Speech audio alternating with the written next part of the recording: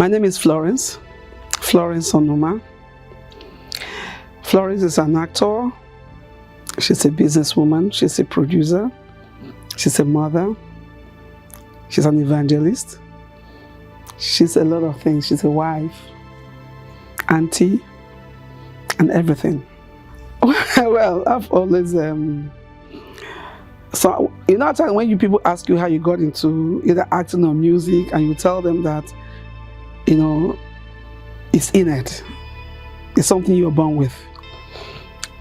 Then how did it manifest from when I was a child, you know, or playing in the sand, or all those? But well, eventually I went to school and I read theater arts. So acting is my profession. Shy? Why? How? When? Wow. When I started acting? No, I was never shy. Like I said, it's something I love to do. So when I saw myself doing it, it was just like a second nature to me. So I was not really shy. But my debut film, Lies of Destiny, because I was cast alongside a lot of superstars, you know, then Liz Benson, Franca Brown, Ngozi Nwosu, Ngozi Ezono, you know, they started acting, you know, professionally in Nollywood before me. So, and they made names as at that time. So when I was put together to act with them, I felt that, oh my God, these people have already made their names, so how can I cope with them? But somehow, because of the training I have as a theater artist, I'm able to stand them and also deliver on the job. So initially, then I had butterfly in my stomach, but I had to bring my training to play to be able to, you know. Well, I don't know if that's the right word for it, but let's say because there were stars at that time, you know, and I was supposed to, this is me, a greenhorn just out of school, you know, never acted in a movie before, though I was doing stage. You understand? You know, when they put this light in front of you and you have to, you know, like be spontaneous and all that, you find out that, and these people have been doing this, this stuff, and they're used to it. This is me. This is not stage where I have to rehearse and rehearse and rehearse. I have to really like go through my script and then, you know, deliver on it and all that. And these are superstars playing with me, so I felt a little bit intimidated, but just for a short time. Just for a short time, because when I found that they too can make mistakes, I was okay. We're on the same page. Nobody's perfect after all. So I was able to overcome that. That was just it. Well, I can tell you that stage is it. Stage is it, because stage, though a little more difficult, but that is where you see yourself as an actor. When you're performing before a live audience, that is when you know if you're really an actor or not. Because of course, you know that TV is a lot easier. You do a lot of cut and join. You can make like 1,000 mistakes, and you know, you correct yourself, they start all over again. So it makes it a lot easier. But for stage, if you don't know it and you're before a live audience, so you better go and train. Well, I cannot remember, because every day for me was a new play. You understand? Is it Oloro to me, the host of The Living Dead? We have a lot of you know, plays that we did while we were in school. So I can't even remember which one is the first one or which one is the, you know, but we're just going ahead doing plays. I worked at a TV station. At the point, it was the biggest in Africa. They call it African Independent Television. When it started, when they rolled out, that was 1996. I worked there as a makeup artist. In fact, I was heading the makeup unit at that time. And because it was an office job, I had to be in the studio. I have to be at the station to make sure people going on air look beautiful and all that. It was good. It was related to my profession, but for me, I felt like a fish out of water, because I'm not an office person. You get my point. I'm a location person. Working there for some time, I felt like I was caged. I felt like a fish out of water. So I had to abscond from time to time to go do my stuff. And the law then in this office was that no private practice. You cannot leave the station or your job to go do some other things. So I felt, oh, they can't cage me. I had to leave. I went back to acting. Well, David, you know, when you're doing what you love to do, everything for you in it is fun. Are you getting my point? If you love something, it's just like when you love a woman and when you love a man, you can never find fault with that man or that woman. For me, acting was something I love to do. So everything people call difficulty or challenges, for me was fun. As for being bullied, nobody can bully me. Do I look as someone anybody can bully? When they call me bully, people even call me bully. So nobody can bully me. I do what I want to do, and if the deal is not good for me, I don't take it. You know, nobody bullied me, nobody harassed me, nobody molested me. I mean, they know the fear face. They look face, they go bully. Nobody. I was not bullied. Good question. There are points in times in your life you need to take some drastic decisions, especially when it borders on safety and life, right?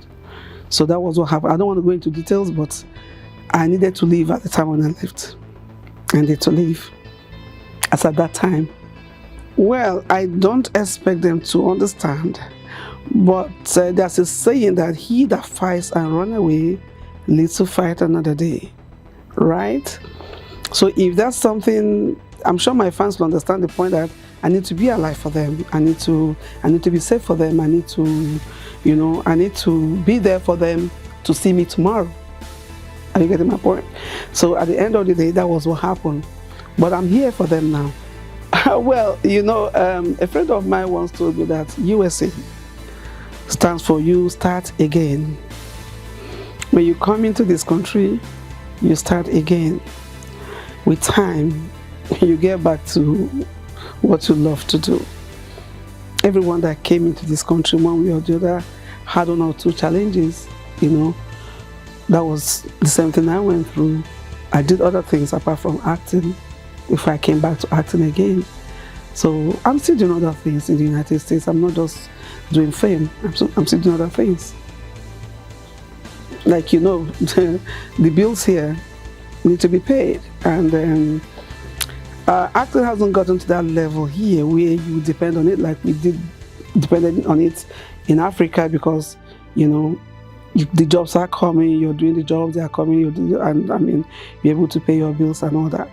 But here, you need to do some other things to support it. I was excited. I knew I would always go back. I knew that. I was excited. I think it was Winston Taylor that gave me my first acting job. What was that again? That day, I was like, ooh, I'm going to location again, you know. I felt like, you know, when you bring a fish out of water, all of a sudden you put it back in the water, it's like, ooh, this is home, you know. So she gave me that role. I was very glad, you know, and that's how it started again. Okay, there's something about acting I need to let you understand. There's no, when it comes to maybe reward or remuneration, you can't be up there. You know, you can be any more than any other person and all that. But when it comes to roles, acting is acting. As long as those people are actors, I don't feel like I am bigger than anybody. Because everybody's going to interpret their own role anyway. If they give you a role to play, you're going to interpret your role, I interpret my role. It doesn't matter. So if they are upcomers, you cannot be a star at the same time be an upcomer. Somebody has to be something, right? And then if you feel you've been there and somebody is an upcoming actor, you support them to come up. So I don't feel anything. The only thing the difference I felt was in the money, right? Yeah, the money wasn't, initially wasn't what it's supposed to be. Like, you know, because of course you are new in this place, you're in a different location right now, and there are ways they do their stuff and all that. You have to like watch and see how it's done before you can assert, this is what I want, this is what I don't want, and all that and all that. First of all, I was glad that I'm coming back to acting, so the money wasn't the issue at that time. Yeah, like 4, 5, 6 years ago when I came in, it's African film industry in America is not where it is right now. That's where it was then. It's not at the same spot right now. It's evolving. People are beginning to invest money in movies. People are beginning to come out. The jobs are becoming more frequent and all that. So it will get better. I see it blossoming with time. You know what I mean? Because first of all, some of the challenges we have here is because of the multiple jobs that people do and all that. Like I said, if the acting job is not frequent, you need to support with something else to be able to pay your bills and all that. But with time, you know, with more studios coming up, right? Then actors will have more jobs, and some of them will probably concentrate on acting and get paid good money. Very soon, you become Nollywood, the film industry, the Ghanaian film industry, the Korean film industry, the Nigerian coming together, forming a synergy to make sure that we blossom into something big that an actor can actually depend on without doing some other things on the side. So that's prospect. Oh wow, BSK Studios,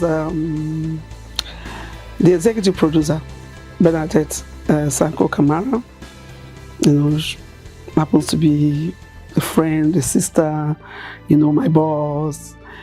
When she saw me, she indicated interest in going into film, because I came to shoot in her house. Her house was a location at one of the films I was shooting. So when she saw me, she said, "Oh, Miss Florence, I'm interested in movie making. I want to go into it and all that." And I said, "Oh, good."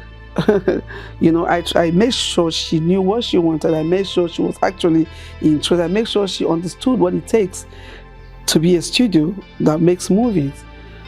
She said she was ready, and then we started. We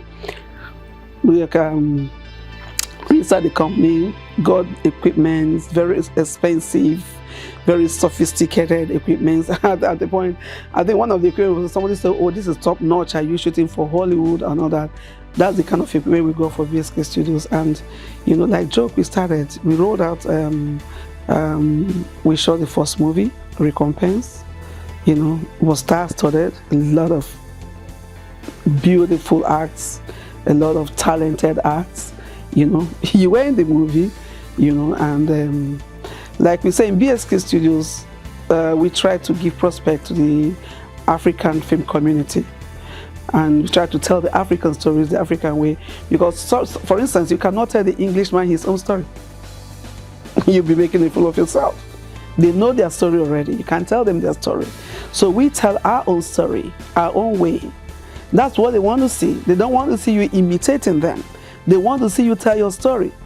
Story that has to do with your culture, your background, and how do you tell the story, right? So that's what we try to do in BSK Studios, and so far we have not been doing badly. We shot the second movie already, Albatross.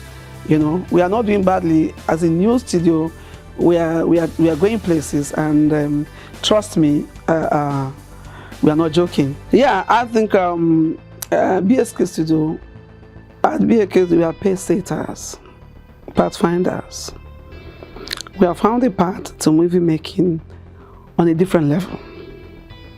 Like, we don't just have the studio, we have the music studio. So we score our music in-house, our soundtrack, we score them in-house. And the music studio also services musicians that want to come in here and do their recording. So it's not just that we have cameras, or no, we have more than that. So we are taking the movie making, African movie making in America to another level. So it's a springboard. First of all, it's a high budget. When it comes to African movie standard, it's a high budget movie, shot with best equipment, right? So it wasn't made for YouTube. So, and you know what it is when you want to go on Netflix or some of these streaming platforms, they'll tell you, oh, if you have 1 or 2 movies, if you have 2 or 3 movies, it's a lot easier for you to push. So when we got that gist, we had to, boom, go back to location and shoot Albatross. So right now we are pushing the 2 of them, you know, to Netflix or any other streaming platform that would want to sign a contract with us. So We are coming out with the 2 movies, but we are also planning to shoot a 3rd one. Well, that's well. First of all, BSK Studio, like I told you, was created or was established to tell the African story the African way, and to also give opportunity, you understand, to young African actors, or actors, basically young African actors. And of course, you know, if you look at some of our movies, we have some Caucasians, we have some Mexicans in the movie, so we are not segregating, but basically our job is to give some young African actors the chance to excel. And then those ones that left Africa, because we have a lot of actors that left Africa that are relocated to the United States, and then they are still hungry for their profession, we also give them the chance to practice their act. So at the end of the day, BSK Studio is multifaceted, because first of all, we are going to be training the ones that are interested, that are very green. We are going to be training them on how to act, and then of course after training them, we feature them in movies. Right, that's one. Then secondly, we are going to make sure that people have a means of livelihood through acting. That's the rock bottom, because a lot of people are into all kinds of things. It's not because they want to do it, it's not because they are happy doing it, right? It's just that they don't have a choice. But if you have a studio that can sign them on and pay them well, and say, okay, we are shooting 4 movies this year, you don't need to do another thing, just stand by for us, and we pay them good money that can take care of their bills. That's where we are going.